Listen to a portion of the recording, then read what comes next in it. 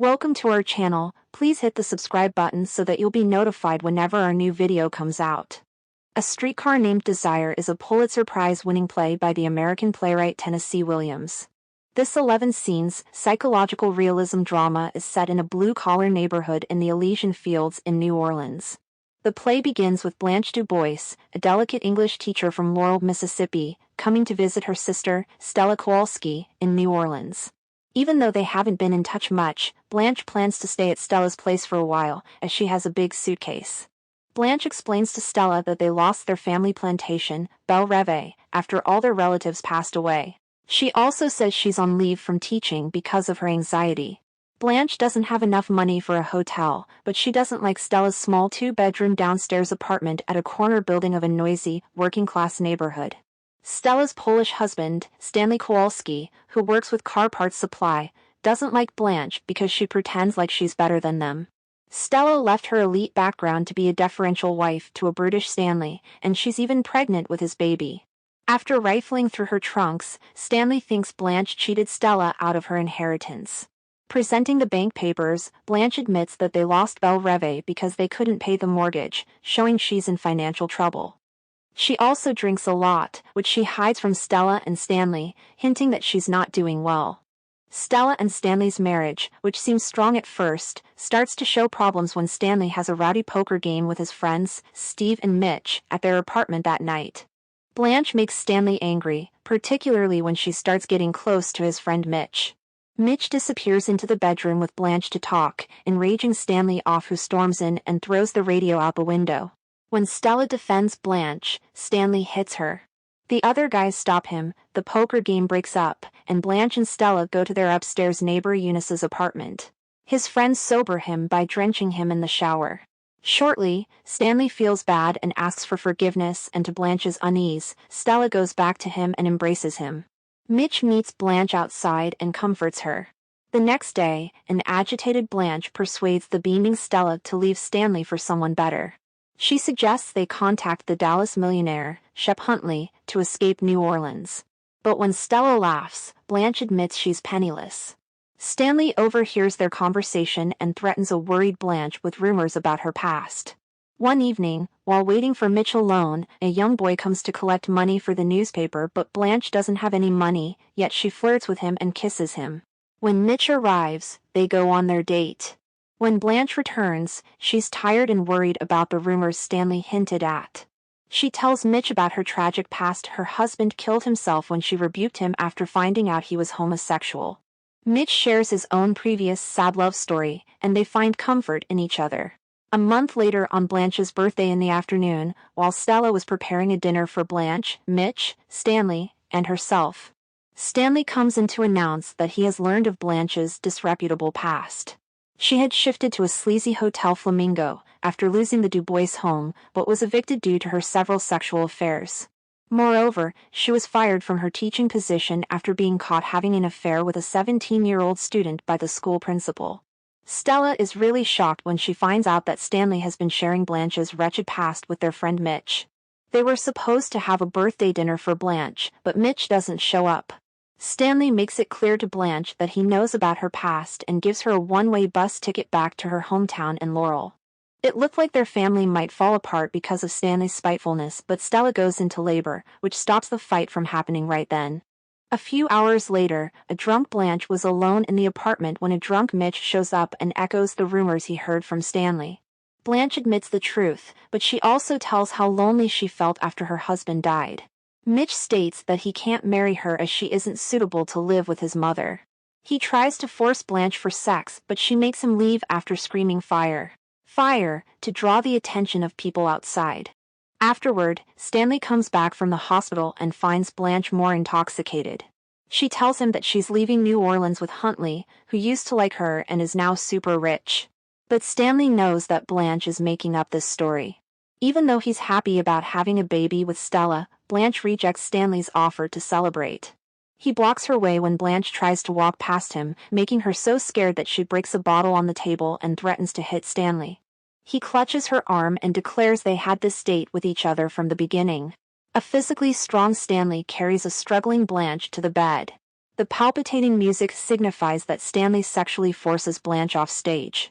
Weeks later, Stella and Eunice are packing Blanche's things while she is in the bath, and Stanley is playing poker with his friends in the other room. A doctor is on the way to take Blanche to a mental asylum, but Blanche believes she's leaving to be with Shep Huntley. Stella tells Eunice that she can't believe Blanche's accusation against Stanley. When Blanche comes out of the bathroom, she talks in a way that shows she's lost touch with reality. The doctor arrives with a nurse, and they try to take Blanche away. At first, a panicked Blanche fights them, so Stanley and his friends have to help hold her down. Eunice stops Stella from meddling, while Mitch starts crying. Eventually, the doctor talks gently to Blanche and persuades her to go with him. She leaves without looking back or saying goodbye, making Stella cry with her baby in her arms, while Stanley comforts her with tender caresses. Desire and passion are dominant themes in the play, juxtaposed with decay and deterioration. The characters' desires and yearnings clash with the harsh reality of their lives. Blanche DuBois represents desire and passion. She arrives in New Orleans in a streetcar itself named Desire, seeking a fresh start and hoping to escape her troubled past, but she falls in mental and emotional decay, brought about by her traumatic experiences.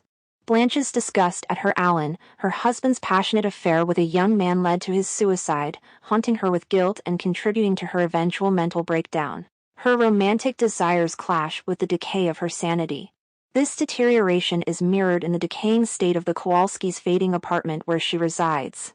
She seeks consolation in an imagined love for Huntley and in the real string of promiscuous affairs.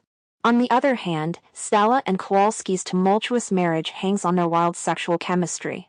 Stella disregards and distances harsh realities of domestic abuse and her sister's assault in her blind devotion towards her desire for Stanley. Desire, in a way, parallels death in the play. Gender roles and power dynamics, along with the theme of brutality and violence, is closely associated with masculinity in the play. Stanley embodies traditional masculinity, exerting control and dominance over his wife, Stella, and challenging Blanche's attempts to assert herself.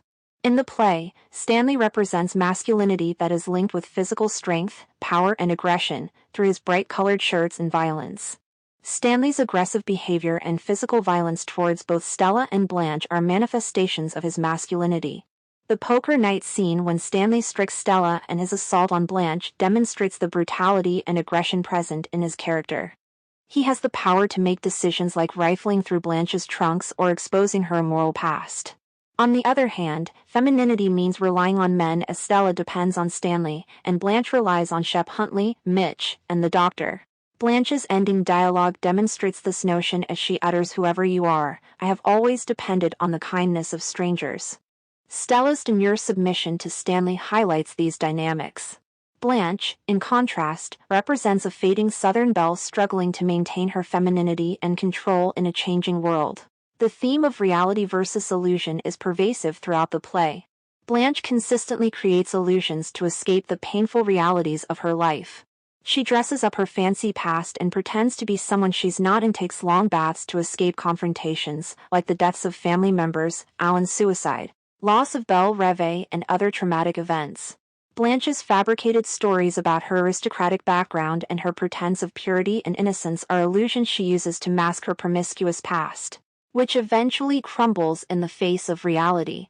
Stanley Kowalski, on the other hand, represents raw reality, who confronts Blanche's illusions and brutally forces her to face the truth. But a confronted Blanche yearns that "I don't want realism. I want magic. I don't tell truth.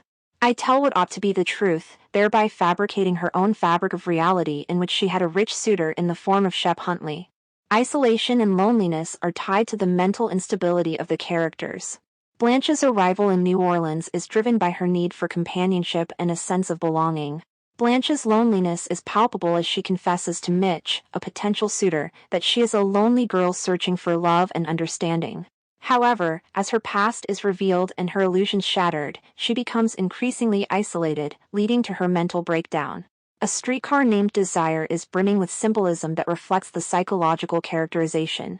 The sounds of the blue piano expresses the spirit of life there as it acts as a mood setter. The polka tune linked with and foreshadows Blanche's anguish as she expresses that the music is in her mind, she is drinking to escape it, and the sense of disaster closing in on her. While Stanley reveals Blanche's past to Stella, Blanche sings "But it wouldn't be make-believe if you believed in me" from a ballad titled Paper Moon while taking a bath. Her frequent long baths represent her attempts to escape reality and serve as a form to placate her anxiety. Covering the light bulb with a paper lantern is Blanche's attempt to hide her real age and her real self. In Scene 10, the shadows are of a grotesque and menacing form that represents Stanley's merciless assault of Blanche.